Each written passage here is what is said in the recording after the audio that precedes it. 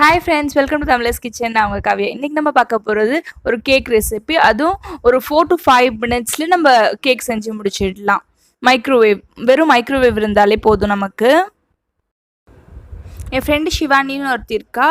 அவளோட அம்மாவுக்கு நாளைக்கு பர்த்டே. இப்போ நம்ம லாக்டவுன் பீரியட்ல இருக்கனால அவளுக்கு கடையில் கேக் வாங்க முடியல. அதனால அதுக்கு வீட்லேயே செய்கிற மாதிரி ஒரு மைக்ரோவேவ் கேக். அவங்க வீட்டில் மைக்ரோவேவ் மட்டும் தான் இருக்குது. அதில் செய்கிற மாதிரி ஈஸியான ஒரு கேக் ரெசிபி கேட்டால் அவளுக்காக தான் போட்டிருக்கேன்.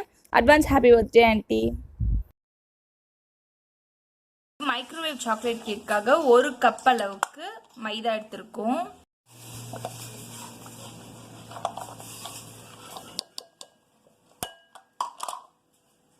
சளிச்சிட்டு காமிக்கிறேன் உங்களுக்கு. 1 கப் அளவுக்கு நம்ம நார்மல் சர்க்கரை நல்லா அரைச்சி வச்சிருக்கேன். இதையும் நம்ம சளிச்சு அது உள்ளே போட்டுடலாம். இதுக்கு பதில் நீங்கள் நாட்டு சக்கரை கூட யூஸ் பண்ணிக்கலாம். அதே மாதிரி மைதாக்கு பதில் நீங்கள் கோதுமாவும் யூஸ் பண்ணிக்கலாம் இதே ரெசிபியில். 1 கப் அளவுக்கு அரைச்ச சர்க்கரையை நல்லா சளிச்சு போட்டாச்சு. அது கூடயே மைதாவும் சளிச்சு போட்டிருக்கோம். அது கூட இப்போ அரை கப் அளவுக்கு 2 ஒரு கப்பு சர்க்கரையும் மைதாவும் ஒரு கப்பு, அரை கப் அளவுக்கு cocoa powder, unsweetened cocoa powder எடுத்திருக்கேன். அன்ஸ்வீட்டன் கொக்கோ பவுடரில் அரை கப்பு மெஷர் பண்ணி சளிச்சு போட்டுடுறேன். அரை கப்பு அளவுக்கு இது வச்சிருக்க கொக்கோ பவுடர் வச்சிருக்கேன், அதை சளிச்சு போட்டுறேன். இது கூடவே 1 டீஸ்பூன் அளவுக்கு பேக்கிங் பவுடர், அதே 1 டீஸ்பூன் அளவுக்கு பேக்கிங் சோடா, இரண்டுத்தையும் சளிச்சு உள்ள போட்டுடலாம். பேக்கிங் பவுடர் 1 டீஸ்பூன் சளிச்சு போட்டாச்சு. இப்போ இது பேக்கிங் சோடா 1 டீஸ்பூன், கூடயே உப்பு 1 டீஸ்பூன், 1/4 டீஸ்பூன், இது சும்மா ஒரு பிஞ்சு. இப்போ இது நல்லா மிக்ஸ் பண்ணிக்கலாம். இது ஃபுல்லாக மிக்ஸ் பண்ணிட்டு உங்களுக்கு காமிக்கிறேன். சும்மா ஒரு ஸ்பூன் வச்சு எல்லாமே கலந்துக்கணும். நம்ம இதில் தண்ணி வச்சு சுட வச்சு வச்சுருக்கேன். இது கூடயே காஃபி தூள், இன்ஸ்டன்ட் காஃபி தூள்,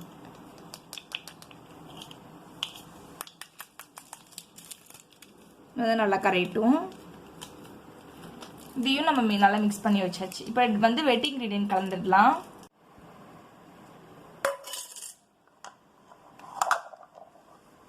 இதில் அரை கப் அளவுக்கு ரிஃபைண்ட் ஆயில் வச்சுருக்கேன்.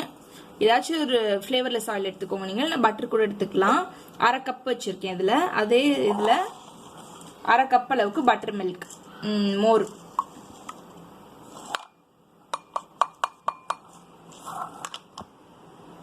வெனிலா எசன்ஸ் இப்போ ஊற்றிடலாம். முட்டை சாப்பிட்றவங்க இந்த பட்டர் மில்க்கு பதில் 2 எக்கு போட்டுக்கலாம், 2 முட்டை.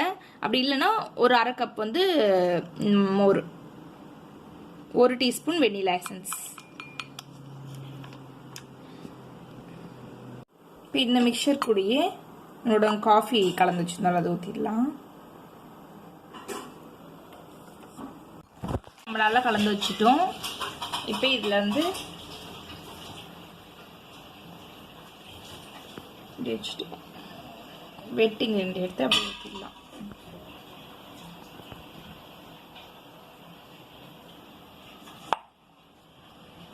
இப்போ இது ஃபோல்ட் பண்ணுற மாதிரி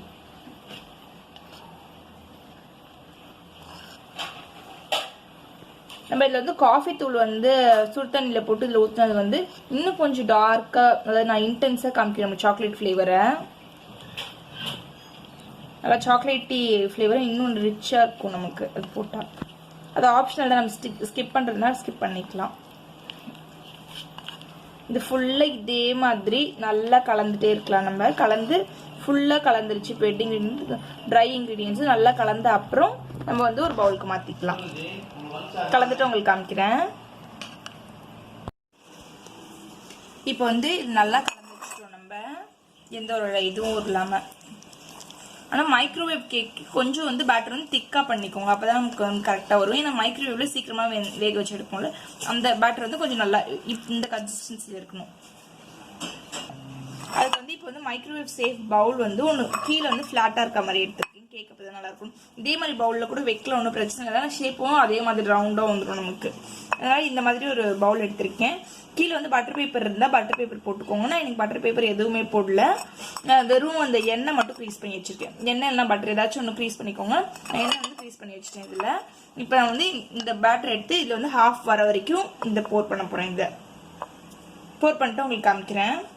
ஊற்றி வச்சுட்டேன். இதில் மீதி கொஞ்சம் இருக்குது. இது நான் கப் கேக் மாதிரி நம்ம இந்த மக் கேக் மாதிரி மக்கில் ஊற்றி வந்து மைக்ரோவேவில் வச்சுடுவேன். நிறைய ஊற்றிட்டோம்னா நம்ம பேக்கிங் பவுடர் பேக்கிங் சோடா ரெண்டுமே போட்டுருக்கோம்னா நிச்சயமாக வந்து இது மேலே எலும்பும்.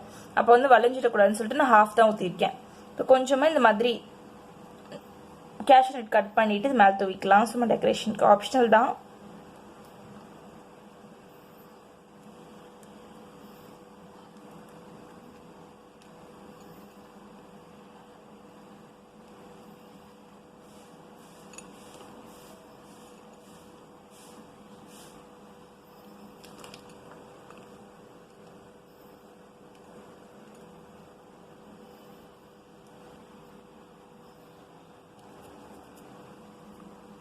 இப்போ இதை போய் மைக்ரோவேவில் நார்மலாக மைக்ரோவேவ் மோடில் வந்து வச்சு ஹையில் வச்சிங்கன்னா ஒரு 4 minutes வைக்கலாம்.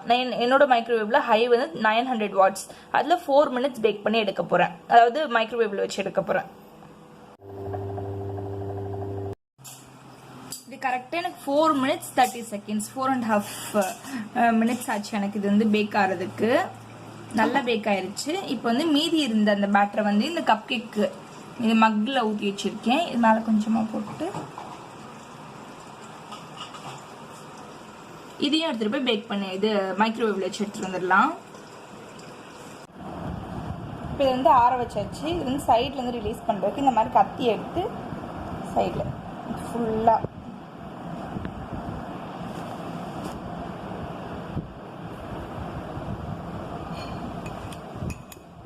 இப்படி பண்ணிட்டு ஒரு பிளேட் இது மேலே கவுத்தி இதை வந்து திருப்பிடலாம். நம்ம திருப்பிட்டோம். இப்போ இது மேலே இன்னொரு பிளேட் போட்டு கவுத்தி இது மறுபடியும் திருப்பினோம்னா நமக்கு ஃப்ரண்ட் சைடு வந்துடும். இது வந்து வச்சு இதில் மேலே சில்வர் பால்ஸ்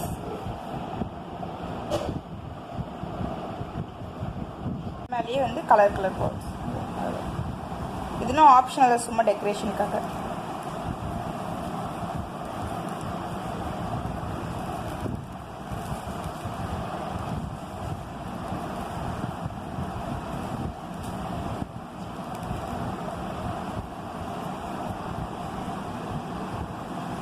ரெடி ஆயிடுச்சு. இது மேலேயும் இந்த கலர் பால்ஸும் சில்வர் பால்ஸும் போட்டு காமிக்கிறேன் உங்களுக்கு.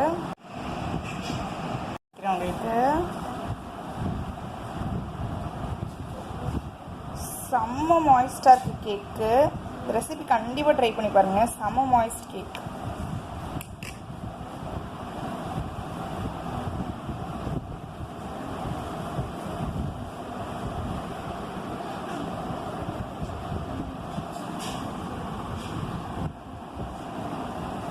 பார்த்துருவோம்.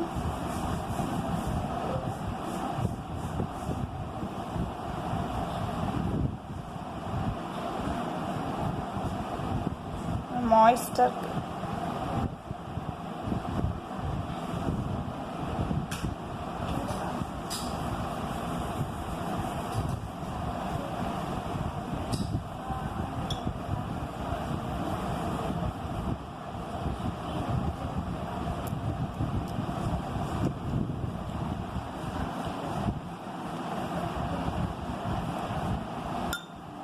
செம்ம மாய்ஸ்டர் செம்ம பர்ஃபெக்டான கேக்கு.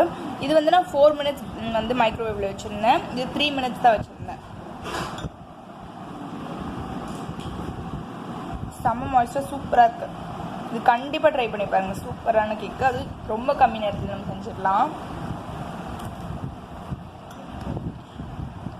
இதே ரெசிப்பியில் நம்ம வந்து மைதா மாவுக்கு பதில் கோதுமை மாவு போட்டுக்கலாம். சர்க்கரையிலே நாட்டு சர்க்கரை யூஸ் பண்ணிக்கலாம். இதே மாதிரி பர்ஃபெக்டாக வரும் கேக்கு. ரெசிபி கண்டிப்பாக ட்ரை பண்ணி பார்த்துட்டு உங்களுக்கு எப்படி வந்துச்சுன்னு கமெண்ட் பாக்ஸில் கீழே சொல்லுங்கள். தேங்க்யூ ஃபார் வாட்சிங்.